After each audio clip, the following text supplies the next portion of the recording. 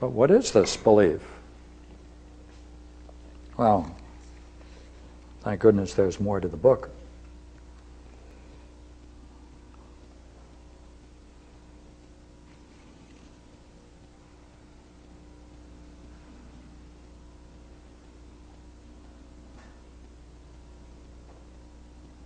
He has quite a bit about the true lawgiver. See, the lawgiver has to be someone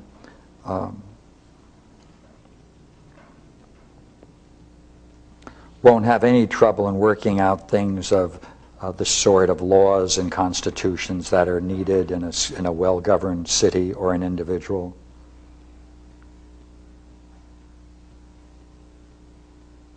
And they follow from the lawgiver's own conduct and way of being.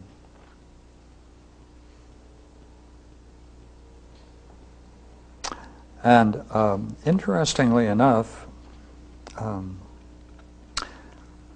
the first thing that the lawgiver must do is to dedicate to the gods temples. And the example he uses is, for us, nothing but for Apollo of Delphi, the greatest and the finest and the first of all enactments the lawgiver must give. And he said, what you must avoid at all expense is that we don't want any interpreters. I don't want any interpreters in this game, except the God of our fathers.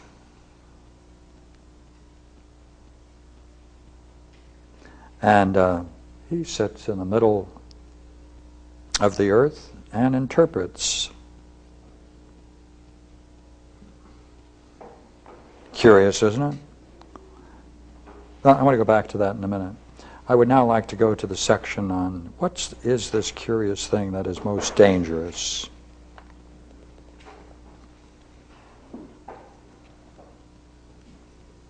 Now, it has to be so clear that we'll see it when we hear it.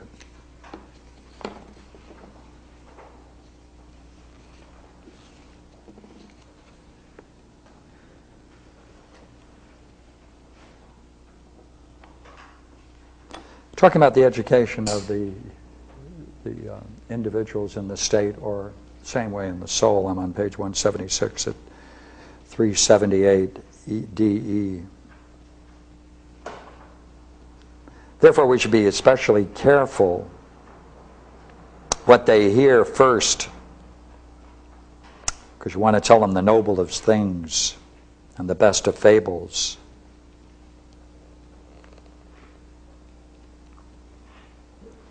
Well, here it is.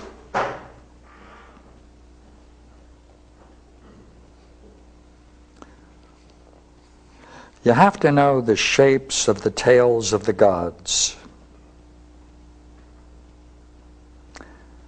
You have to know the character of the god, and you have to realize the god is good in reality, not harmful, does no evil, serves the good, is the cause of well-being,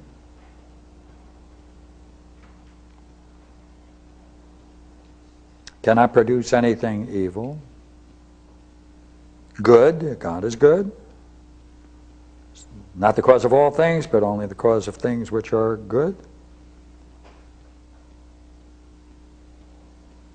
And other things must be described as the cause of other things. So now I just want to move now into the statement we would like to hear, I think. Let's get it.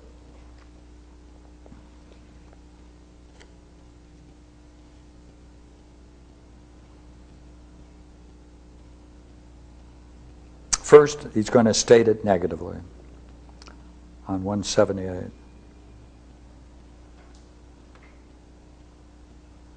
Yet he may be suffered to say that the evil men were wretched because they needed chastisement, and that God did them good by punishing them. However, to call God a cause of evil to anyone, being good himself, is a falsehood to be fought tooth and nail. No one must allow that to be said in his own city, if it is to be well governed. No one must hear it, whether young or older. No one must fable it, whether in verse or in prose. Such things, if spoken, are impious and dangerous for us, and discordant in themselves.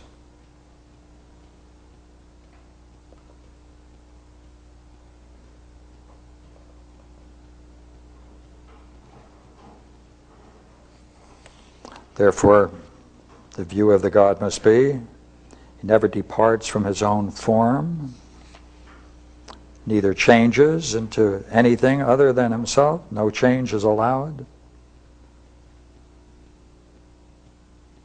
nor moved by anything else. It's in a good state, remains in a good state. God is everywhere in a perfect state.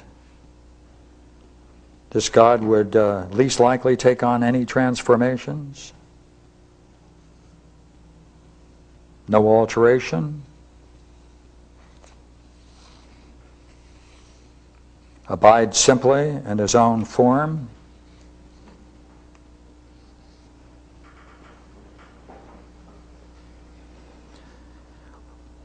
Would a God wish to lie or deceive in word or deed by putting a pretense before us? I don't know, says Glaucon. Don't you know? Here we go now. That what is truly a lie, if that could be said, all gods and men hate. Would a God wish to lie or deceive in word or deed by putting a pretense before us? I don't know. Don't you know? That what is truly a lie is that, if that could be said, all gods and men hate? What do you mean? This, that to be false in the most vital part of one's being, and about the most vital things, is what no one willingly chooses, but one fears more than anything to have falsehood there. I don't understand you even yet. Always is because you think that I'm saying something pretentious.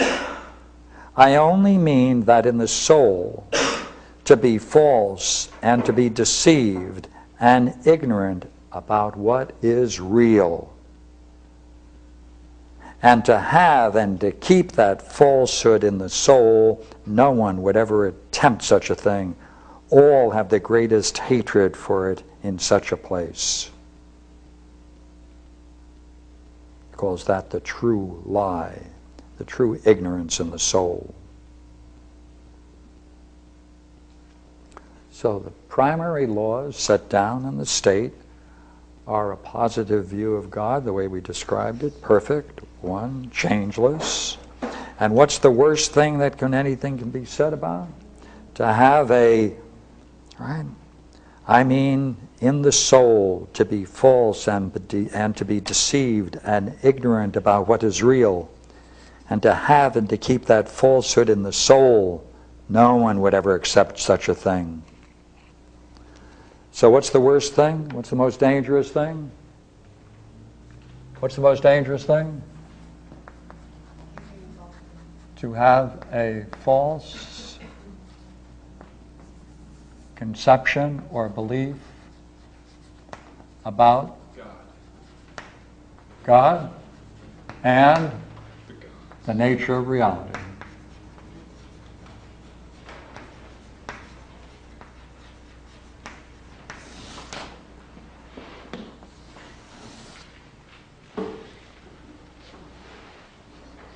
What's the worst thing that can happen to someone? Right? To knowingly maintain a false belief.